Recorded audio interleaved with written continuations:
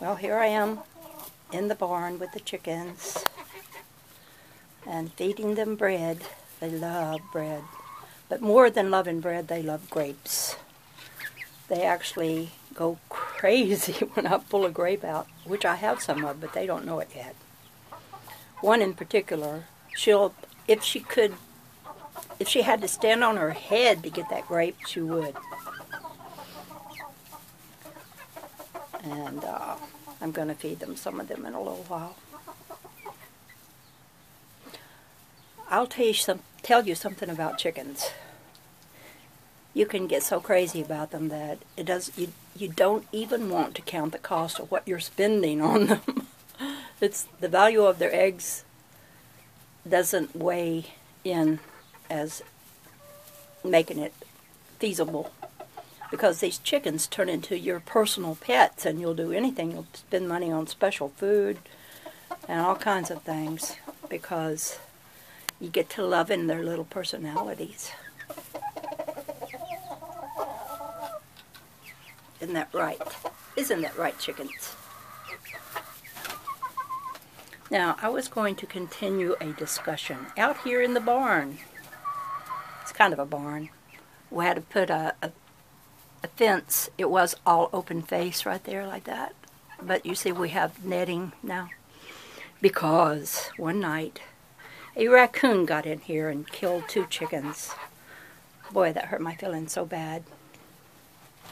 Now, they're not real interested in the bread, but I'm going to feed one a grape. Oh, the others get the idea that there's grapes. They will go wild, like that one. That one, she'll do anything for a grape. We'll make her have to work for it. Hey, you want to get this? You want to get that? You got it. And off she runs. Oh, she loves grapes. And then there's some I try to give something to, like this one. He's too stupid to get it. He lets others get it from him. I call this golden foot. He's a rooster. But, he got it. I'm surprised. Well, good. And I always give some special ones to Rooster. Because Rooster is not a bad rooster. He's not a mean rooster.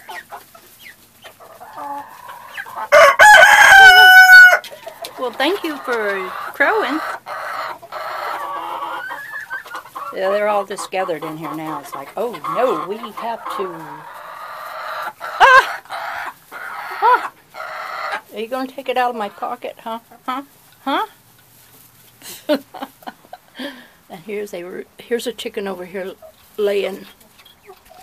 I'm going to make sure she gets one. I put straw in the barn, and it's everywhere. They rearranged my arrangement of it. Put it that way. Oh, ouch! You bit me. What? You want that? You want that? You want it? Oh, you have to be careful, you little guys. I wanted to say more about what I was talking about when I was talking about a bloodthirsty God. I started reading all of the list of all of these atrocities, and there's no way that God could be a good God. And there's people who will defend all the killing, but the killing he had them do wasn't simply just to kill them and make it quick. It was to make them suffer before they died. And sometimes he would even have them hang the heads of their enemy on poles. He was a bloodthirsty God. And I always, as I was reading the Bible growing up, I always thought, why does God want blood sacrifices? That's what the pagan gods did. Well, because the God of the Old Testament is actually a pagan God. And they did do a lot of sacrificing. Even the Jehovah had a lot of people killed because for some reason there's something in the blood that feeds beings of great power like these sun gods, some of them were. And I can never... Oh, there you go. You interrupted me. But that's all right, because you're so cute. That's all right. You think I have another grape. They're all gone. But anyway, what I was saying was, I caught a little slack on people saying, oh, well, God, anything God does is just. Well, He gave us a brain. He gave us an understanding of good and bad. What did the serpent do but say, you can be enlightened as to what is good and bad and be like God, knowing good and bad? What is so bad about knowing the difference in good and bad? Now, I've often said that probably what is happening is that we, with our words, will call things good and bad and make them be exactly as we call them. If enough people say this is bad, then it will be bad. But not that it really is all that bad. Everything that happens to us is happening for us to learn from. Why did you get down there and lay your egg down there? I put this straw in here, and all y'all do is lay your eggs all over the place now. Wow. Yeah. You're crowing about it, or not, you're chuckling about it, rather. Yeah, you think that's pretty smart to lay an egg down there by the food? Probably because you didn't want to have to miss out on anything when you lay your egg. And then, of course, they laid one right over here where they are supposed to be roosting at night. And then they do roost up here. The big ones do. But they lay their eggs up there now. A little bird just came in. At night, little sparrows joined them. And all during the day as well, because sparrows find a good source of bread and seeds and all kinds of things. Excuse me, I'm just not taking pictures good while I'm gathering eggs. But anyway,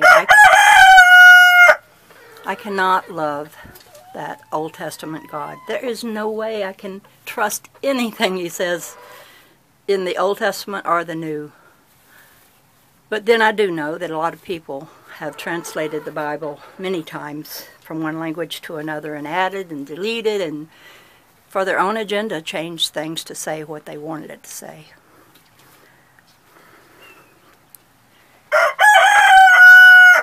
Cock-a-doodle-doo. Come on, you. You crow too. You're a rooster. Come on. I got a little sun in this, so there's an orb. But I think that orb is actually light refraction from the sun. I should have brought my glass out here to see if I could get some good orbs. Some people are saying to me that my orbs are not genuine, they're artificial. But I try to tell them, look at some of my videos.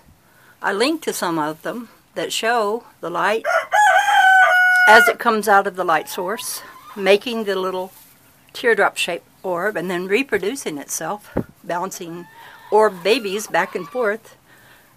Now, I don't talk about light in a way that I sound very scientific. As a matter of fact, some people would probably just turn me off because they think I don't know anything. But I see light as being something that does not travel, no. Even though it looks like it's traveling, what it's doing is reproducing itself. And the reproduction is the traveling. Because I don't think, now maybe I'm wrong, but I don't think that you can separate a sunbeam of light from the sun. But it's all one.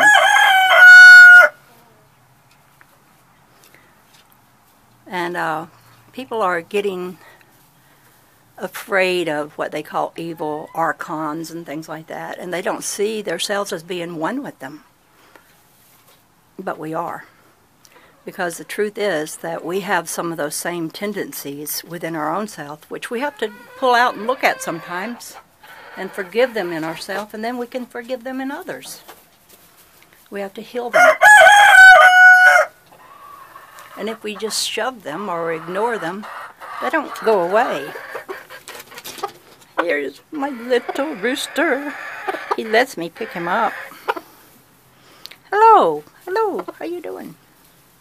Say hello for the camera. No, you're not going to do that. You're a sweet baby. Here, I'll let you jump if you want to. And that one, that's Phyllis. Hey, Phyllis. She doesn't like me to pick her up. And I have one called Pepper. He's not around right now. It's hard to... He has a hard time with the other chickens because he's so nervous. He runs and disturbs them, and then they all scatter because they think something's going on, you know, and when it isn't. And it's just Pepper messing up. There's Pepper. Pepper! Pepper's the black and white one. There, she just left. And look at that chicken over there. What is he doing? That's a she. Rearranging the straw. You silly chicken. I try to put it certain ways in here, but y'all will not let it stay. Because you'll have to rearrange it. But I guess it's fun for you. Oh, you're over here thinking about laying an egg, huh?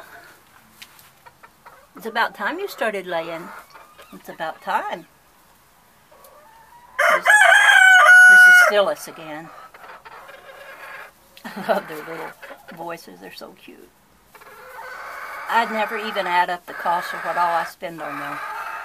I don't want to know.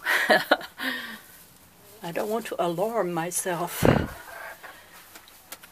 But it's worth it. I found this bread for 88 cents. It was $1 off coupon. And that made it 88 cents. And I'm going to walk around. I only have about 3 minutes left. Or 2.5. Okay, chickens. Y'all got so much food yesterday, you're not even hungry today. There's just some bread. Not that you're going after it. The little birds will come and get it. Like they always do. It rained and rained and rained. That's one reason I got the straw, because everything was so muddy. But here's one thing a chicken likes. I will show you right now. They like their bread dipped in water. Like, it makes it so much better. One of them even took the bread that was near the water and tossed it over in the water.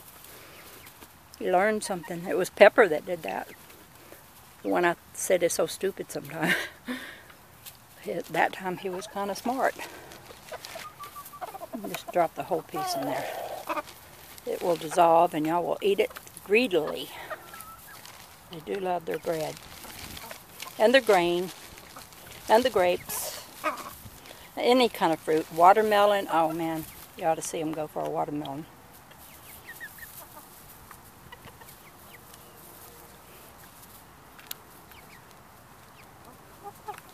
Little chickens. Y'all like that bread and water. Well, I will come and give you the rest of the bread later this afternoon. I got to go in. Let's see what time it is. How many? Oh, I got 1 minute. Yeah, I got 2 bales of straw. I only needed 1. But I'm sure I'll find a good use for the other one. I had this rain barrel thing that catches rain. It wasn't doing me much good, so I put it out here in the chicken yard so I can have access to water really quick. Yeah. So just call me the chicken lady. The dove lady and the chicken lady now. Because I consider these my little friends. And I think they really love me coming out here. Well, this is the dove lady, over and out.